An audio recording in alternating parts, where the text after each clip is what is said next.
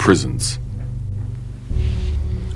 Their basic function in society has been cemented since their invention: housing for the wrongdoers of the world.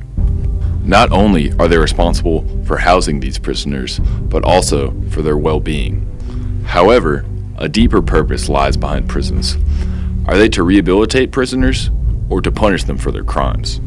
This is the crux of the debate behind prisons in the 20th and 21st century. Are they to rehabilitate or to punish?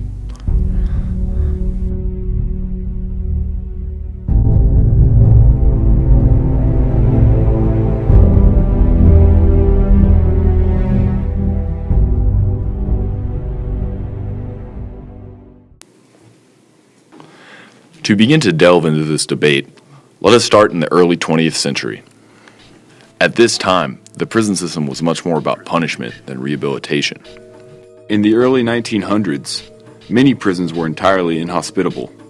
As described by William R. Muth and Tom Gehring in their 1986 article, one New York prison had, quote, changed little since 1825, with appalling cell conditions and, quote, rampant vermin and contagious diseases. Before the movement toward rehabilitation, the focus of most prisons was merely on the punishment of the offender. Muth and Gehring summarized this view with the mission of one particular prison, quote, to punish the criminal and remove him from society for as long as possible. Despite these examples of punishment at the time, a good portion of people supported prison rehabilitation. In as early as 1915, some progressive Americans were already looking to improve not only the general state of prisons, such as physical conditions, but also the functionality of the system as a whole. In the aforementioned article by Muth and Gehring, they described the acts of one such reformer, Thomas Mott Osborne. Osborne based his reformation of the Sing Sing prison on the idea of human dignity by delegating responsibility to prisoners over other prisoners and providing correctional education through a system known as the Mutual Welfare League. Osborne, a prison warden, reflects the stake that prison workers hold in the functional prison system. Prison guards are a crucial component of the prison system, being the only regular human contact that prisoners experience during the extent of their incarceration. Guards and other officials are often seen as the, quote, punishers of inmates. Nevertheless, the rehabilitation of prisons helps to ensure that prisoners are less likely to return to a life of crime after being released. As the years progressed in the 20th century, so did the number of those that supported rehabilitation. The American Prison Association deliberately marked the growing shift toward rehabilitation in 1954 by changing its name to the American Correctional Association. This shift in name shows that even prison officials wanted to get away from the connotations that the word prison gave. Unfortunately, bringing about change in prisons through rehabilitative efforts is easier said than done. According to a 1958 article, the correctional efforts of many prisons at the time were rather ineffectual despite the optimism of the prison officials. This article also mentioned the lack of help integrating released prisoners into society as one of the great impediments towards true rehabilitation. Another article by Richard Singer in 1970 cited a different reason for the failure of prisons to rehabilitate inmates. Singer pointed out the appalling conditions of prisons from the 1800s and 1970s. The physical conditions, violence, and psychological trauma of prisons, Singer claimed, impede the proper rehabilitation of those who must suffer through such inhumane treatment. Singer's use of grotesque descriptions of prison conditions up to the late 20th century emphasizes the need for improvement in this area. Fortunately, the 1960s saw an improvement due to the prisoners' rights movement, a socio-political effort aimed to ensure the basic human rights of those incarcerated. This movement, described by James B. Jacobs, saw a number of reform efforts by the public and led to several Supreme Court cases, such as Cooper v. Pate, which ruled that prisoners have the right to sue to address their grievances.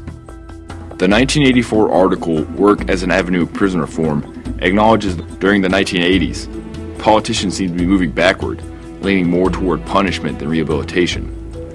This is primarily due to the war on drugs that occurred during the 1980s. Politicians such as Ronald Reagan and others use scare tactics, as shown in this video, to scare the public into a prison system built on punishment more than rehabilitation. Drugs are menacing our society. They're threatening our values and undercutting our institutions. They're killing our children. This backward shift in thinking was also marked by the dramatic increase in America's prison population, which began in the 1980s and continued into the 21st century, as stated by the Sentencing Project in 2013. Nevertheless, the general public still seemed to view rehabilitation within prisons as important, according to a 1989 article.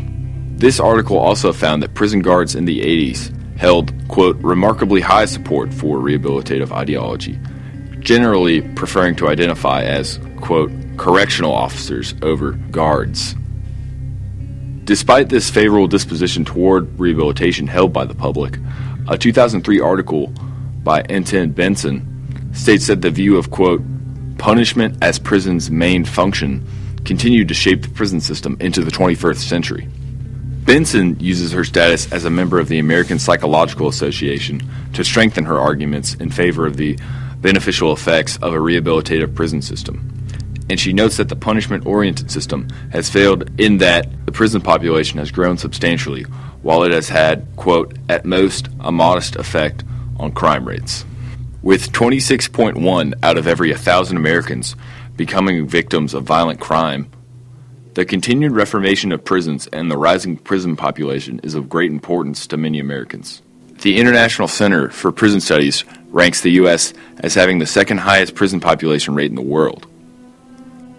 In the 2010 documentary, Learning from Our Mistakes, the Ella Baker Center recognizes the importance of a functional, rehabilitative prison system, not only for the youth offenders, who are especially open to rehabilitation, but also the importance of such a system for the state.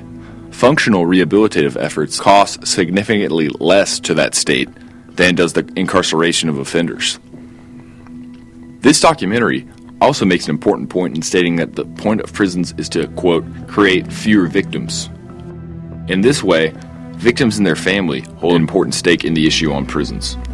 Nevertheless, a 2003 PBS article explains the conflicting opinions of victims and their families. For example, Diane Clemens of the group Justice for All points out that, quote, murdered victims have no voice, in order to defend their position that prisoners must be punished in order to provide justice to those who have been wronged. Clemens, as well as others in their article, discuss murder victims in order to inspire sympathy in readers and support the victim's right to have the offenders punished. However, such an argument employs the rhetorical either-or fallacy, implying that in order for prisoners to be properly punished, it is impossible to also employ rehabilitative efforts. Similarly, the families of prisoners suffer due to the incarceration of their family members. For example, James Jorgensen, Santo Hernandez, and Robert Warren discuss the negative effect of incarceration on the families of offenders. These authors combine the logical argument of children's decreased test performance due to parental incarceration with an emotional appeal in favor of the children, quote, left behind, in order to argue that the families of prisoners are best served by a functional prison system which rehabilitates inmates. With so many people holding a stake in the quality of the prison system, it is no surprise that modern reformation efforts are still being put in place across the United States. James Gilligan, a professor of law and psychiatry, expressed the redeveloping preference for rehabilitation in his 2012 New York Times article, in which he praises a San Francisco jail, which utilized rehabilitative efforts to reduce both crime within the jail and recidivism rates. According to an article released by the Bureau of Justice Assistance in 2012, many states have reported a reduction in recidivism rates, citing various efforts at rehabilitating rather than merely punishing the prisoners as having caused this reduction. Although efforts are leaning more towards rehabilitation at the moment, the system is still flawed. Carrie Davis, a former North Point prison guard, explains this. Most of the times, no. Because you have too many people going in and out. Prison doesn't really, maybe people look at it different because I've been on the different side, but it's not fun. If they feel threatened, not all of them will come to a guard or their caseworker because respect and reputation is a big thing. And if they get that reputation of being scared or being a rat, then their life is very hard. Now, it seems like the debate on prisons is shifting from reforming prisons and their purpose to actually reforming the prisoners themselves. Only time will tell if these reforms will prove effective.